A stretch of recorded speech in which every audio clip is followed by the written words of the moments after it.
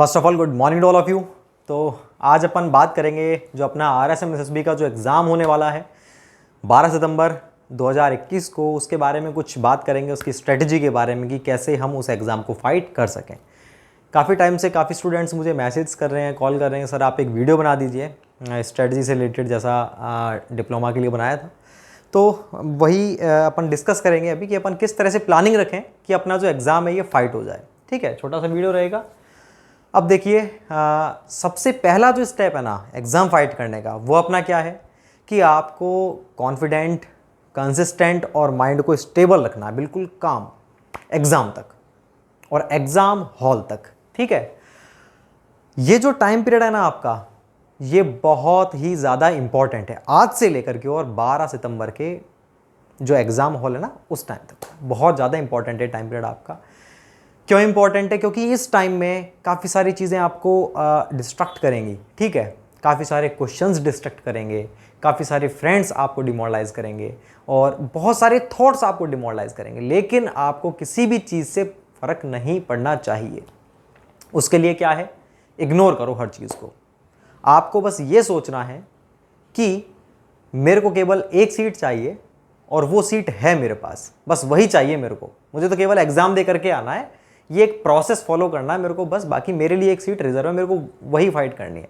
आपको किसी से मतलब नहीं है, किसी स्टूडेंट से, किसी फ्रेंड से, किसी से मतलब नहीं। क्योंकि ये जितनी भी आपने अभी तक मेहनत करी है ना, आज तक जो भी मेहनत करी है, वो केवल इन दिनों पर डिपेंड करती है, आने वाले दिनों पर।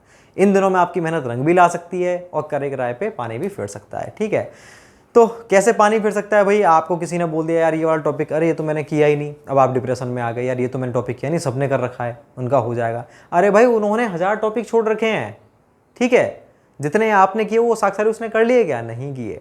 ठीक है, वो केवल एक दो टॉपिक में ही आपको उलझाने की कोशिश करेंगे। कोई क्वेश्चन आपने ऐसा देख लिया, यार ये तो मैंने किया ही नहीं, और एक किया हुआ तो हो क्यों नहीं रही। ठीक है, तो कोई एक क्वेश्चन, एक टॉपिक के पीछे नहीं पढ़ना है आपको, किसी से भी आपको डिस्ट्रैक्ट नहीं होना है, माइंड को बिल्कुल स्टेबल रखना है, किसी की नहीं सुननी है, बस खुद पर ही ध्यान देना है इन दिनों। ठीक है, कॉन्फिडेंट रहना है, एग्जाम हॉल तक जाओ, किसी की तरफ आपको ध्यान नहीं देना, आपका माइंड जो डिस्ट्रैक्ट नहीं होना चाहिए। पहली चीज़ तो ये, माइंड को बिल्कुल स्टेबल बनाओ आज से ही, अभी से ही। ठीक है, सेकेंड थिंग क्या है कि सर हम पढ़ें कैसे, अब क्या करें, इस टाइम क्या करें अब हम? तो दो प्रकार के स्टूडेंट होंगे। एक तो वो स्टूडेंट होंगे जो सिलेबस वगैरह कर चुके हैं कंप्लीट सब्जेक्ट्स को। ठीक है, और उनका चल रहा है कि सर अब हम कौन कौन से क्वेश्चंस को कैसे करें, कहाँ से करें अटेम्प्ट। ठीक है, एक तो इस तरह के स्टूडेंट हो। एक ऐसे होंगे जो अभी केवल उलझ ही रहे हैं, अभी तो ये सब्जेक्ट में आधा हुआ है, क्वेश्चन भी कर रहे हैं, सब्जेक्ट भी कर रहे हैं, सिलेबस भी कंप्लीट कर रहे हैं, वो टॉपिक भी पढ़ रहे हैं, फिर क्वेश्चन सब कुछ, मतलब उन्होंने घोच पोच कर रखा है। समझ रहे हो? तो भाई दोनों प्रकार के स्टूडेंट, मैं दोनों के लिए स्ट्रेटेजी बताऊंगा। पहले मैं बताता हूँ ऐसे जो अभी तक उलझे हुए हैं, तो आपको क्या करना है, बिल्कुल नहीं उलझना है। सबसे पहली चीज़ जो है, आप जितने आपने सब्जेक्ट किए हैं ना, उन सभी को रिवाइज करो एक बार, उन सब्जेक्ट्स को, पोर्शन को कंप्लीट। भाई ये टॉपिक, वो टॉपिक, वो कंप्लीट टॉपिक्स को आप एक बार रिवाइज करो। अगर आपको ये थ्योरी ही याद है ना उसकी, उस सब्जेक्ट की आप पर पकड़ है, तो आपका एग्जाम वैसे ही फाइट हो जाएगा बिना किसी क्वेश्चन की प्रैक्टिस किए हुए। ध्यान रखना इस चीज़ को। ठीक है, ये जो अपन क्वेश्चन की प्रैक्टिस करते हैं वो किस चीज़ के लिए होती है? वो होती है रैंक लगाने के लिए।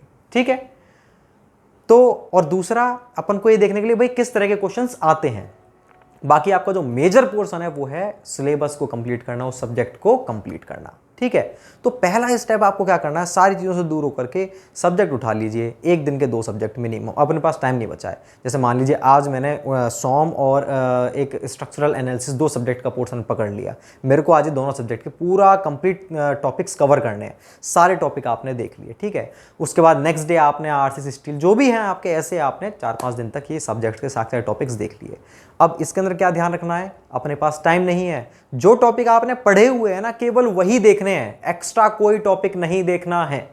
जो चीज़ है आपके पास केवल उसी को आपको मजबूत बनाना है, बाकी आपको कोई एक्स्ट्रा चीज़ें पढ़ने की जरूरत नहीं है। ठीक है, तो आपने मान लीजिए 2 टॉपिक छोड़ रखे हैं सॉम में, छोड़ दीजिए, मत पढ़ो, बिल्कुल नहीं पढ़ना हमको। जितने पढ़े हैं केवल उन्हीं को रिवाइज करना है आज। ठीक है, नेक्स्ट डे आपने आरसीसी देखे, आपने 2-3 टॉपिक छोड़े, प्री स्ट्रेस नहीं पढ़ा, मत पढ़ो, अभी बिल्कुल मत पढ़ो। पहले जो आपने पढ़े केवल उसको, टॉपिक को कवर करो। तो आपने जितने पहले पढ़े हुए हैं टॉपिक्स, उन सबको आपने रिवाइज कर लिया, वो सारे टॉपिक आपके माइंड में रिटेन हो चुके हैं। उनका रिवीजन चलता रहना चाहिए, एक बार और 1-2 बार और बीच में अपन को देखते रहेंगे तो इतना टाइम हो जाएगा कि अपन उसको देखेंगे ना तो 1 घंटे में पूरे सब्जेक्ट को रिवाइज कर सकते हैं, उन टॉपिक्स को मोटा मोटा। तो मेरे हिसाब से आप इसको 31 अगस्त तक का ये शेड्यूल बना लो कि 31 अगस्त तक मेरे को जितने भी मेरे टॉपिक्स हैं उन सबको कवर करना है। 31 से पहले अगर आपका सिलेबस कंप्लीट हो जाता है टॉपिक्स का, तो फिर एक दो टॉपिक आप नए पढ़ लीजिए, कौन से जो मोस्ट इंपॉर्टेंट होते हैं, जैसे अपने प्री स्ट्रेस हुआ, जो मेजर टॉपिक्स हैं, ठीक है ना, उनको आप देख लेना। फिर बात आती है अपने क्या, जब आपके ये इतना हो गया ना, इतना आपका अगर हो चुका है, तो आप उस स्टेज में पहुंच चुके हो, जो सर्किल होता है ना, एक सर्किल, उस सर्किल के बाउंड्री पहुंच गए हो आप, कि आप उस एग्जाम को फाइट कर सकते हो केवल इन टॉपिक्स के बेसिस पे। आप एग्जाम हॉल में जाओगे, उनके बेसिस पे बहुत सारे क्वेश्चंस होंगे। ये नहीं होता कि सारे क्वेश्चन नए आते हैं, 60 to 70% क्वेश्चंस ऐसे ही आते हैं। उनमें से अगर आपने अटेम्प्ट कर लिए क्वेश्चंस, तो आपका सिलेक्शन तो हो ही जाएगा, नियर बाय सिलेक्शंस भी होंगे आप। अब बात आती है, अब हम उसके बाद क्या करें। अब ये स्टेज आ चुकी कौन सी, कि जो फर्स्ट कैटेगरी के स्टूडेंट थे, जिन्होंने सिलेबस कंप्लीट था, वो और ये दोनों बराबर हो चुके हैं। अब क्या करना है आपको, उसके बाद आपको क्वेश्चंस की प्रैक्टिस करनी है। आपको देखने हैं कि इस टॉपिक से रिलेटेड कौन कौन से क्वेश्चन आते हैं, किस तरह के क्वेश्चंस आते हैं, आप उन क्वेश्चंस को देखिए। इससे बस ये अंदाजा लगाना है कि कैसे क्वेश्चंस बनते हैं, बस, और ज़्यादा अपन को दिमाग नहीं लगाना। न्यूमेरिकल पोर्शन पे तो अभी पहुंचना ही नहीं है, इतने ज़्यादा नहीं आते न्यूमेरिकल्स की, पूरे पेपर में न्यूमेरिकल भर गए 10 to 20% मैक्सिमम, और 70% पे सिलेक्शन हो जाता है, ठीक है, लगभग। तो हम बात कर रहे थे 70 to 80%। तो अब हम बात कर रहे थे कि अब आपको क्वेश्चंस की प्रैक्टिस करनी है, किसके लिए। अब क्वेश्चंस की प्रैक्टिस जो होती है वो मेजर होती है किस चीज़ के लिए, रैंक लगाने के लिए, कि एग्जाम तो मेरा फाइट हो जाएगा, क्योंकि मैंने सिलेबस को इतने मजबूती से, इतने स्ट्रॉन्ग से स्ट्रेंथ बना रखी खुद की, कि उन टॉपिक से रिलेटेड क्वेश्चन आया तो मैं उसको अटेम्प्ट कर लूँगा। लेकिन अब मेरे को क्या है, टाइम वहाँ पर मेरा कम लगना चाहिए एग्जाम हॉल के अंदर, इसलिए टाइम कम लगे, इसलिए मेरे को क्या करनी है, प्रैक्टिस करनी, क्योंकि वो प्रैक्टिस करूंगा, क्वेश्चंस को देखूंगा एग्जाम हॉल में, ऑटोमेटिकली भाई ये क्वेश्चन तो आया था एज इट इज, जो मैंने किया था घर पे, तुरंत लगा दिया। जिसमें आपको टाइम लग रहा था 20 सेकंड का, वो आपने 2 सेकंड में करके OMR भी भर दी, वहाँ टाइम आपको कम लगा। तो जितना कम टाइम में आप कर पाओगे, बस वही इफिशिएंट स्टूडेंट होता है, और वही एग्जाम फाइट करता है, वही अच्छी रैंक लगाता है। तो वहाँ पर जो अपनी प्लानिंग है वो कौन सी है, वो है एग्ज़ाम हॉल की। और भाई देखो, एग्ज़ाम हॉल की स्ट्रेटजी मैं ऑलरेडी डाल चुका हूँ डिप्लोमा के एग्ज़ाम से पहले अपने चैनल पर ही, आपको वो मिल जाएगी वहाँ पर, ठीक है ना। अगर वो आप इस वाले चैनल पे नहीं है तो मैं इस पर भी डाल दूँगा वीडियो को, आप देख सकते हो उस वीडियो को, कि एग्ज़ाम हॉल के अंदर बैठ करके हमें पेपर कैसे अटैम्प्ट करना है। क्योंकि भैया जो मैक्सिमम सलेक्शन होते हैं ना, वो किस वजह से नहीं होते हैं, केवल एक ही रीज़न होता है कि वो पढ़ते तो बहुत हैं, मेहनत भी बहुत करते हैं, याद भी बहुत करते हैं, लेकिन उनको यही नहीं पता कि हमें पेपर कैसे देना है। ठीक है, पेपर से 10 दिन पहले क्या प्रिपरेशन रखनी है, क्या तैयारी रखनी है, ये 10 दिन ही मैटर करते हैं।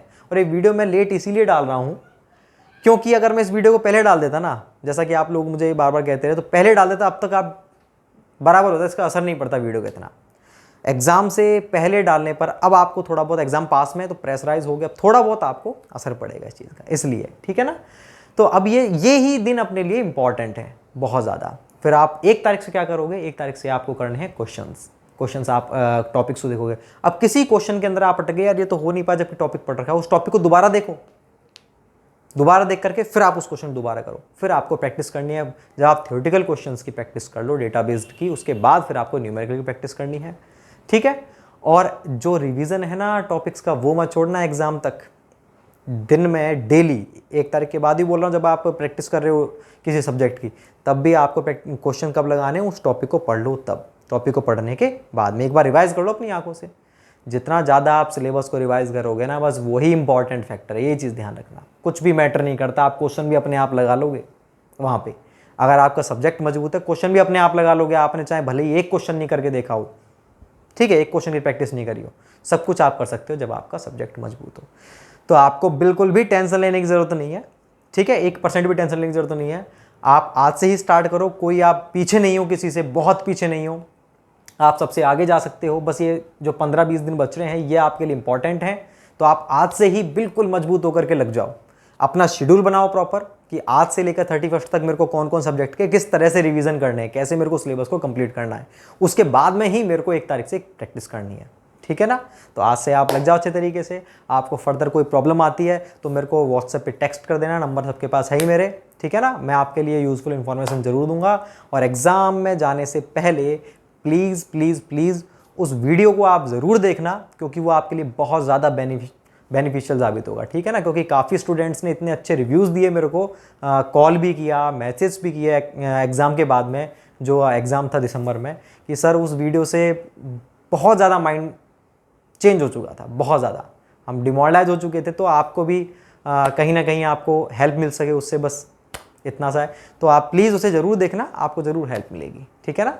तो all the best for the examination. Thank you so much. Be consistent, be confident, be stable. Thank you.